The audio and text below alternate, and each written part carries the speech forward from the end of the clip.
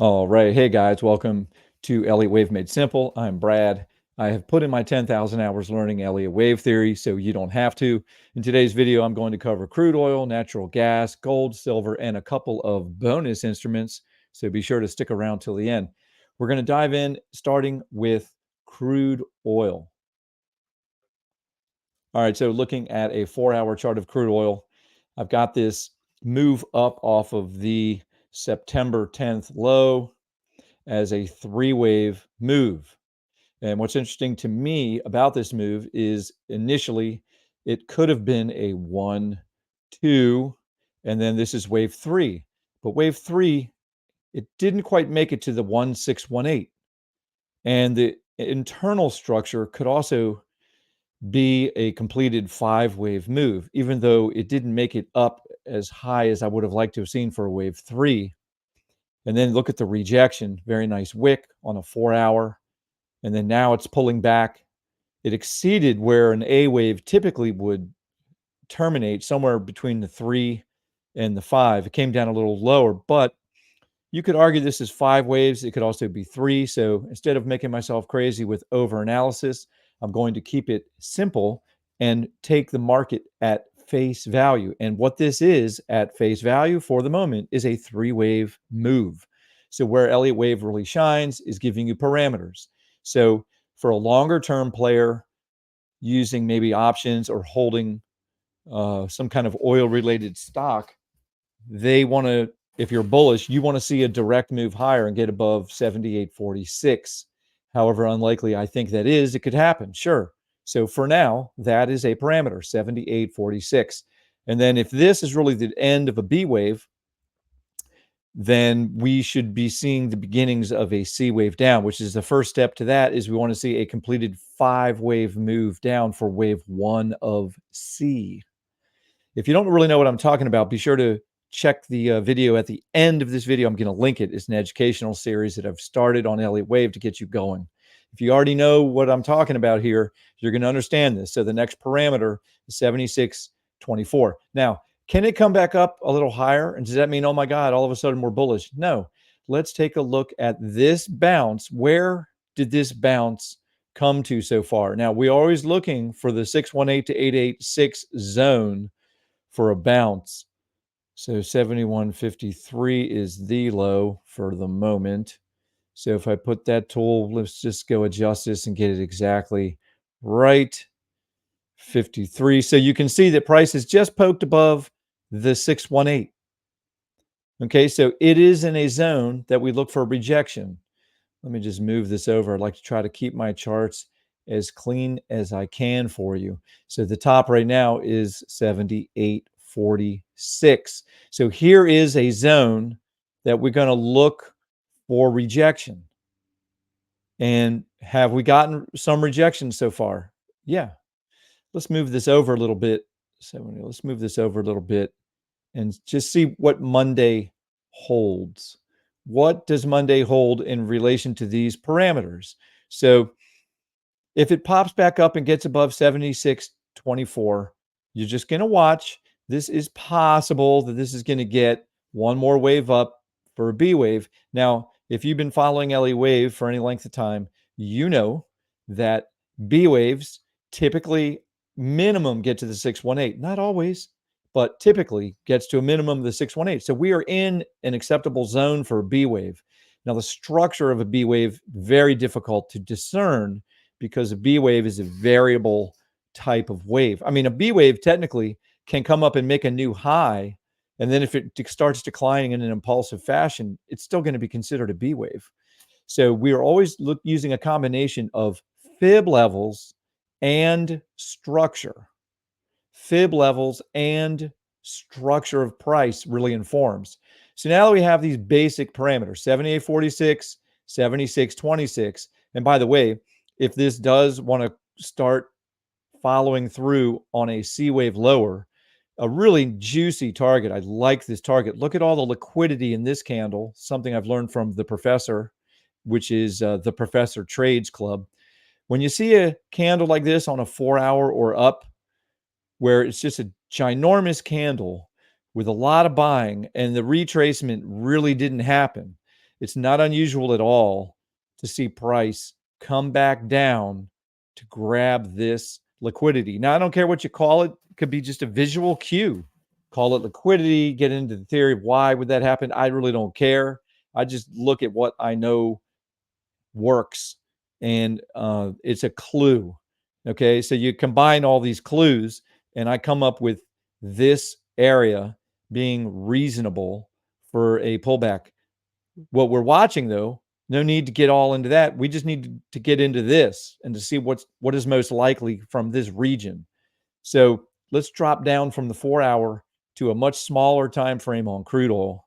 And by the way, this is a good place to just remind folks, if you're watching this for the first time, my goal is to create massive value for you with these levels. Even if you don't understand Elliott wave, at least you can keep track of these levels, and you'll find that these levels are going to be helpful for you to trade against. And the Elliott wave is really good at giving you extensions. So, for example, in crude oil, if we continue to drop down lower without making a new high, you're going to have a more reliable target because of Elliott wave projections. But keep in mind, it's really about the parameters over predictions. It's the parameters that are going to provide you the value, and then you're using it with your own trading system. Oh, wait, you're looking to me to give you certainties in the market? You're at the wrong channel. I'm trying to teach you how to discern these levels and create your own levels to find out where the parameters are, where if you're short, you might want to start protecting or acknowledge that you're wrong against these parameters. And also, if you happen to be short and we don't make a new high, you're going to have parameters to know maybe you shouldn't take gains too early. Just trading tips mixed in here. But the thing I really want to impress upon you is that it's all about the parameters, not the predictions. And if you really need help with your trading, you got to join the Professor Trades, Armando. He's the king of scalping, and his levels on the short-term basis for day traders and scalpers, it's incredible. The simplicity and the efficacy of his method is amazing. So I highly encourage you to join the club. All right, let's get back to the chart. So on the smaller time frame, if you're bullish, you want to see this immediately take out all of this resistance right here. Now, the thing I'm looking at is where this terminated. This could very well be a lasting top to give us another shove lower down over here in a C wave, somewhere down into these fib areas. But before we get into that, I just showed you that on the longer time frame. So before we get into that, we want to look at these price waves in here. To me, this looks very corrective. What I mean by that is overlapping. Yeah, it's making higher lows and a higher high at the moment. But depending on how you measure this, this came right up to the 1382, which could have me thinking A, B, C wave. And look at it, got rejected. Okay, now I would agree that it's not necessarily creating an impulsive looking move to the downside either. This is very difficult in here. It's chopping. So the best thing I can do on the lower time frame, the best clue I have is that this is overlapping and gorpy. So unless it's going to get a fifth wave up as some kind of a diagonal, which could happen, then I would look to play the same game that I'm playing here to play over here. The thing, though, I like is where this terminated inside of this ratio box, very near the 200 fib of this move up. So it's quite possible that this is 5 up, in which case we need to see an ABC correction that comes down deeper. It's not unusual to see a correction after 5 up to terminate. After a 5 up move terminates, it's not unusual to see a correction come down to the 618. So I guess what I'm saying is I'm looking lower in crude oil before we look higher. We're looking lower in crude oil before we're looking higher. Now, if I'm wrong, you're going to know because we're going to get up above this resistance. If we don't get up above the parameters that I've just named, I think it's more likely that we come down here to 73s. But the first step is keep an eye on this zone, these parameters, 7603, this parameter here, 7626. Keep your eye on that. All right, let's drop down, look at natural gas. This thing came up, got into this box, got rejected. I do like it's possible this whole move down may have finally terminated with 5 waves down right into this ratio box for a fifth wave, which would play out in 5 waves, which you can see here, 1, 2, 3, 4, 5 into this ratio box. And then now we are moving higher But what I think is really going to happen is we're going to go lower one more time before we go higher. So this is a large daily chart just showing you the overall parameters. And look where we came down. I mean, this is a pretty vicious move down. Now, we did nail the top, nailed it. Had this ratio box, was talking about it. Really, considering how crazy this instrument is, Elliott Wave did surprisingly good the last few weeks with this, giving you guys parameters, all of these moves. I mean, it's difficult. I didn't trade it so well, but it's an extremely difficult instrument. And I did cash out my shorts a little too soon. At the moment, I'm flat. And really what I'm seeing is either we're going to go lower directly from here, or we're going to come up into this box one more time.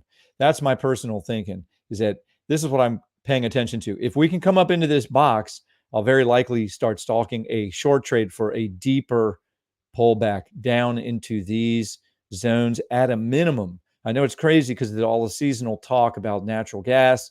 I'm not bullish yet. I think if it comes higher, I'm looking to get short up in here. If it goes lower directly, then I'll be looking to play a bounce. I was looking for a larger bounce at each one of these levels, and we just haven't gotten it. So that's bearish. I mean, it can't get any traction after this move. And honestly, this still just looks like 3 up. And if it is 5 up, then this move down is looking too impulsive. I would have expected this. If this is really 5 up of the next bullish move, then this retrace down, a lot of times you see a retrace after a 5-wave move come down in 3 waves, and the 382 is a very typical place to see some initial support and a bounce. Didn't even get that. This daily candle just sliced right through the 382 and kept coming. And all the bounces have been very weak, as you can see over here. Weak bounce, weak bounce. So that suggests to me that we're going to come lower. And my only question is, are we just going to get another weak bounce a little bit right here? Are we going to get more of this bounce, higher highs and one higher low? Are we going to hold this low and get up into this box before we finish this off? And then the question will be, how much deeper are we coming? So without getting overcomplicated, you're watching this low right here. Let's just go ahead and mark that real quick. These are the parameters that I would be watching in natural gas early in the week. 2558. Are we going to get below that, or are we going to come up and get above here? If we get above this last high and make a new high, then I'll be watching in this box for signs of rejection somewhere up in here. Okay, so 2.588 to the downside, 2.727. We're in this range. It's catching this. Is interesting, this level right here, which I've had from the past, and it came back down and is catching that. So could this be an ABC up into here? If it is going to be something like that, the way we measure, you already know, is we do one click at the bottom, the second click at the swing high, and the third click at what we think might be the next swing low. And then if you're me, you have a template for A equals C, which is really using the 100 fib. But given how wild natural gas is, I'm using the extensions, and then I'm going to brighten up those levels so we can see them. I'm going to turn off the magnet, and I'm going to drag this over 2.615. I'm just going to drag this over a little bit, 2.615. So on Monday, if this thing really starts catching traction and ripping up here for the next 24 hours, is it going to get rejected again up in here? And then I'll be looking short. So I'm not really interested in getting long here. I'm going to leave this alone. I'm just going to see how does this play out. For me, the thing that would make it more complicated is if it just drops lower again without making another high. So I think it would be better for shorts to see this actually come up higher first into this zone and then get rejected. All right, so that's natty gas. Crazy, crazy instrument. Very difficult to trade. Looking at gold. Now this move up, man, this complicated things because this was really playing out beautifully as a correction. It didn't come down as low as I was looking for, and then it bounced, and it really looks impulsive off of that low. So as you know, we use fibs combined with structure of price to get clues. So even though I've been basically bearish on gold, based on where this terminated, which is very near the 1618 in the internal structure, very much looks like a completed 5-wave move. So we did get the rejection that I was looking for, and it did come down deep. But man, this reaction right here is a problem for shorts because it just complicated things. what was a very clear structure, looking for at least to here as option 1, and then option 2 here. And believe it or not, there's a third option way down here for a wave 4 of the next higher degree that I'm tracking. So I had 3 lower targets, and then what does price do? Bam, gives me an impulsive move.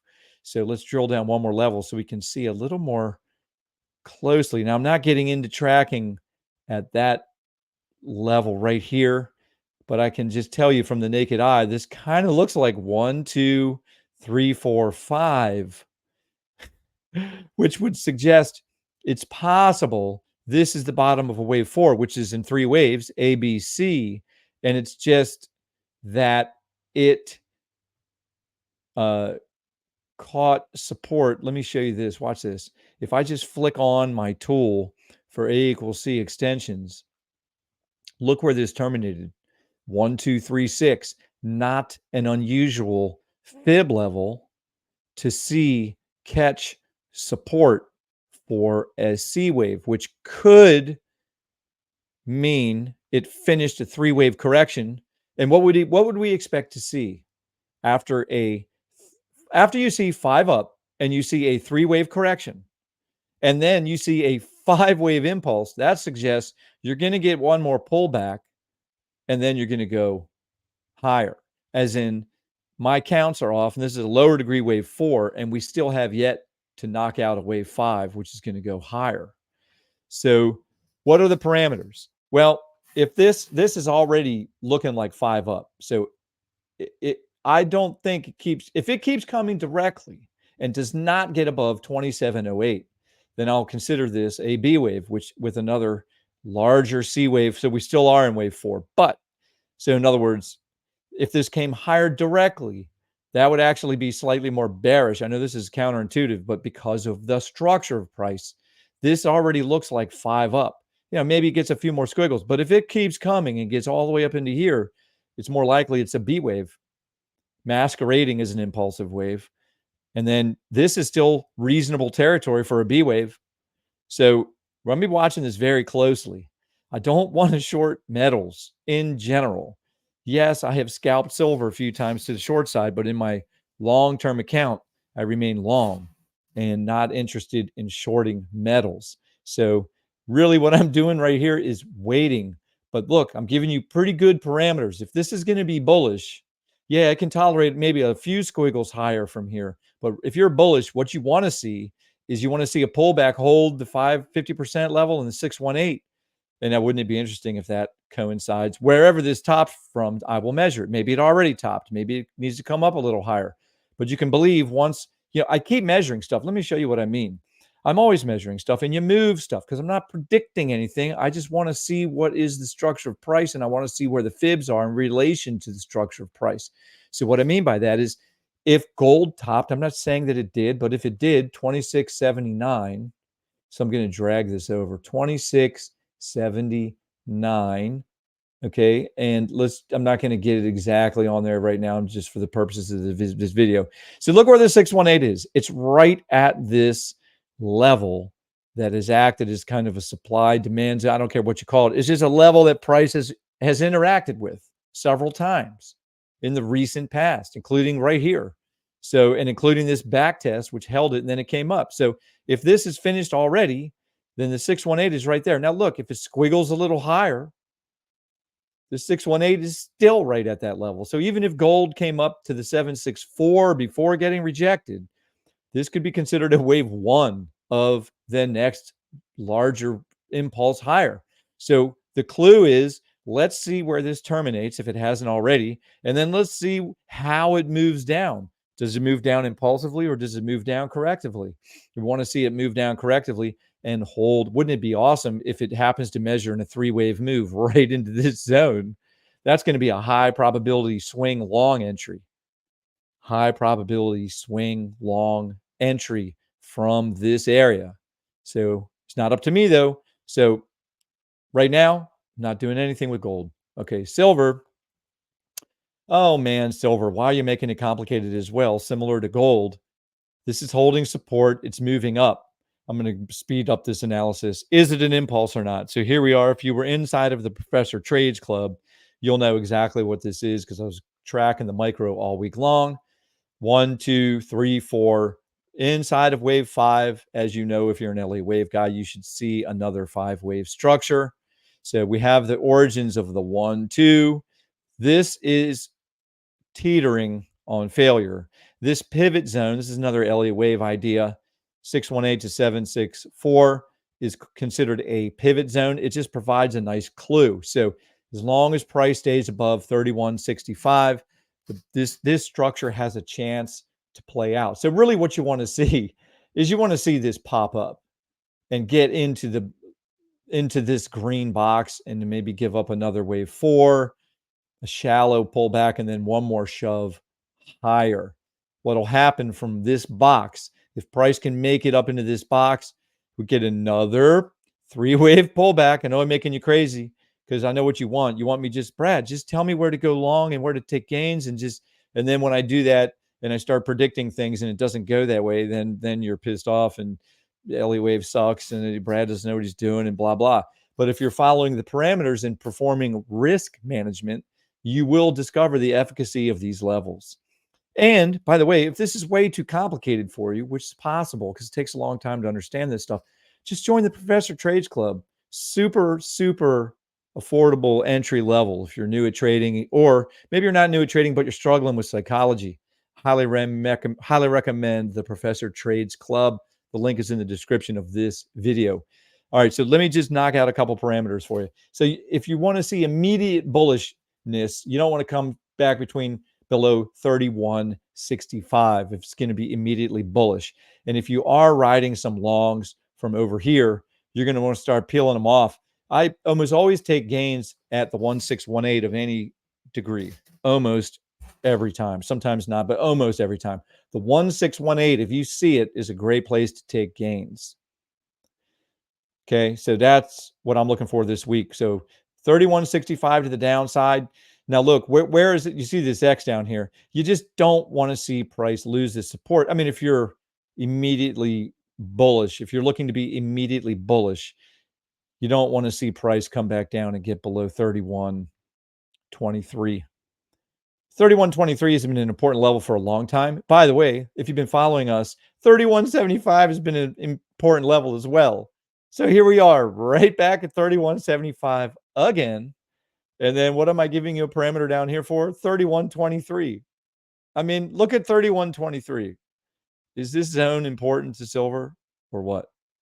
Price has been interacting with that level for quite some time. And same with the 31.75 level. Look how many times wicks are touching or blasting through, overlapping that level. Okay, so now it's reversed, obviously off the bottom, and it's coming back up. So the whole point of this exercise is we want to see a completed 5-wave move off of any of these lows that we've been tracking for a while.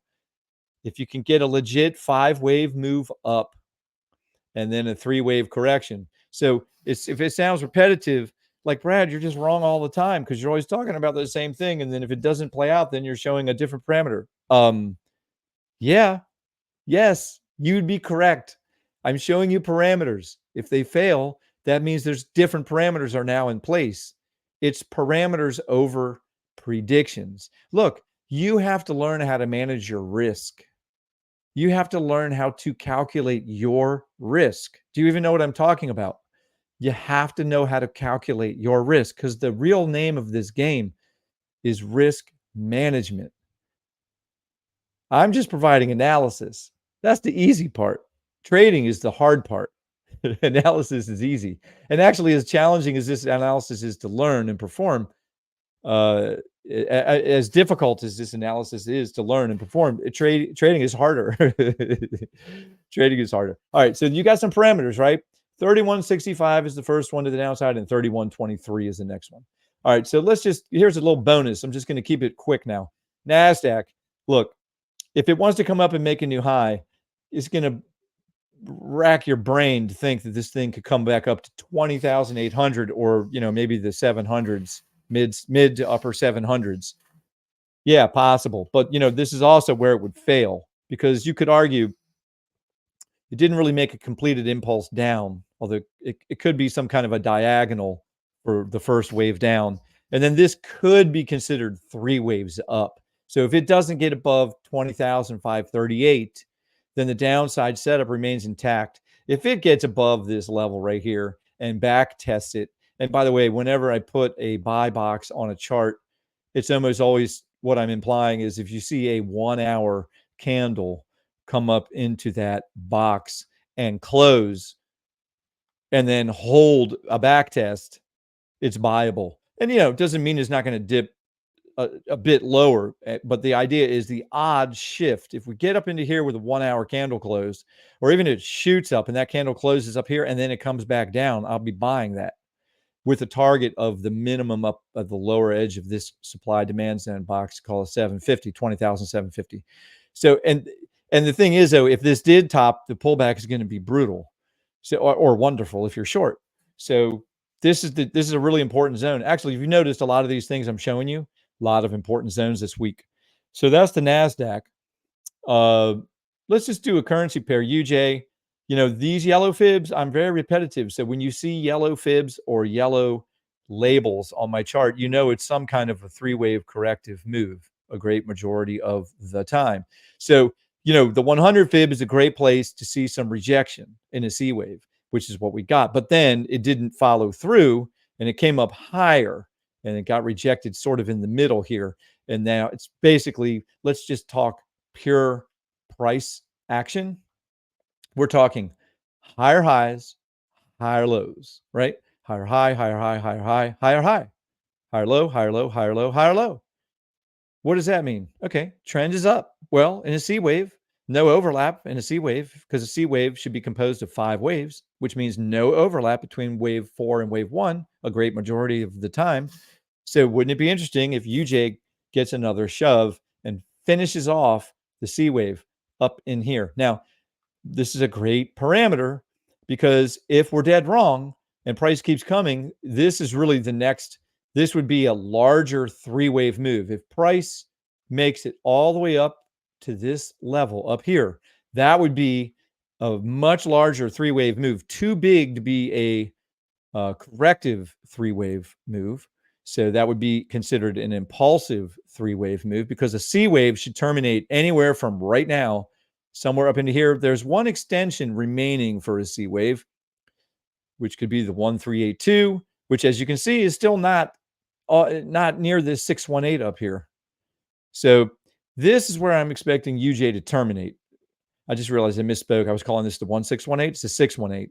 So of the larger move down. So we've retraced almost the 618 of the whole thing. So if it's going to fail and go lower, this is the region that you want to see it fail from.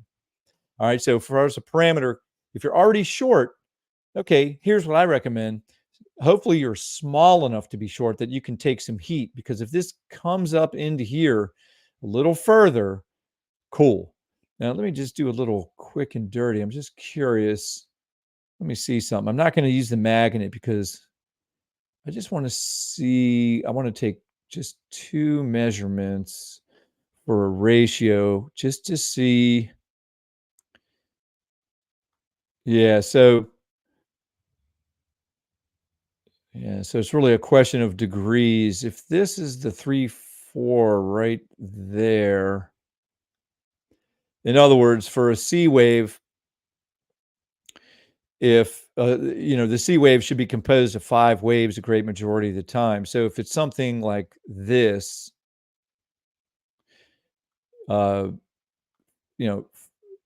micro count, which is typically just as in with any time frame, the smaller you go, the less reliable it is.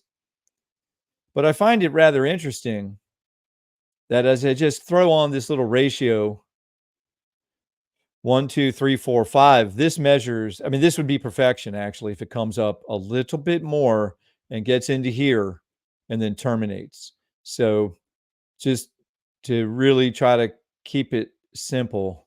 So the next parameter would really be 150, 383, somewhere in this, right in this region, 150, 383.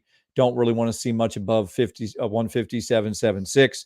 So if you're going to get short, and this is what I'm going to do, this is my plan with UJ, is if I'm lucky enough to see this, see now look, it already hit this box, right? You see that? It already hit the minimum level for wave 5. So, it's always possible that, and look, it got rejected there, then it came back up and got rejected. Now it's coming up a third time. So, as Armando likes to say, if a Girl Scout is selling cookies and she knocks on your door, how many times is she going to knock before she just gives up and goes away? In this case, going away would be coming down lower, much lower too, actually worth trading for. So, these are your parameters. One more shove up, or is that it? All right, so that's UJ. Now let's look at GJ. Much different scenario. I've been tracking this for a minute. I haven't touched my chart. These parameters remain the same. I know my chart looks busy because I've just been taking more measurements in here. But UJ, the ideal target is to come up into this zone. There are so many reasons to like this zone to get short again. So many reasons. One, the C wave is measuring into these purple fibs. The B wave typically targets at minimum 618 up into here is not unusual for a B wave. So, and the way I'm thinking of this B wave is internally, it's got a C wave inside of it, which you can see right here, A, B, C. But the whole thing I'm thinking of is an A, B with a nasty C wave to come. So ideally, we are approaching the fifth wave in purple of C of B. If you're an Elliott wave guy, I did not just give you a headache. If you're not an Elliott wave guy, you might be thinking, what in the heck is Brad talking about? Be sure to watch my educational videos. So parameter wise, I want to start getting short. I'm still long. Actually, my first long positions were over here. I took heat and I added. And then as it came up, I added more. Now, I think I added one more tiny tranche somewhere in here. So I'm long with a great basis. So when it hits the minimum target for C wave is 197.19, that's what I'll be taking off, probably, depending on how this moves early in the week. I may take off as much as half of my swing longs and then just look to see if it extends. I'll take off all of the longs. And then I really want to initiate a small short position at the same. Whenever I take off my last long, I'm going to initiate a small short position, small, because then if it extends, I'm going to add to it another smaller, slightly heavier, but small still. Then if it continues to extend, now watch this. I get heavier. I know it sounds weird, but the more it goes, when I stay small, initial entry, stay small, the more it goes against me. As long as it's inside of the parameters, I add bigger. And I'm not saying big like I go huge. No, I'm saying I start off very small. If it goes against me, I go a little bigger as long as it's within parameters. And then if it really extends, still within my parameters, because the 1382 is still allowable for a C wave. So if it comes, and also I like this zone a lot up here to get short. So let's see what happens. But I just told you my whole plan. All right, so cool. Hopefully you've gotten some value out of this video. I feel like I was a little bit all over the place today, trying to do a little bit of education, but also giving you more instruments than I normally do, trying to give you more parameters than I normally do. Thank you guys for the coffee. I can't tell you what that does to my spirit. You invigorate me and encourage me to keep doing this. It lets me know that you are finding value in my work. That's my goal.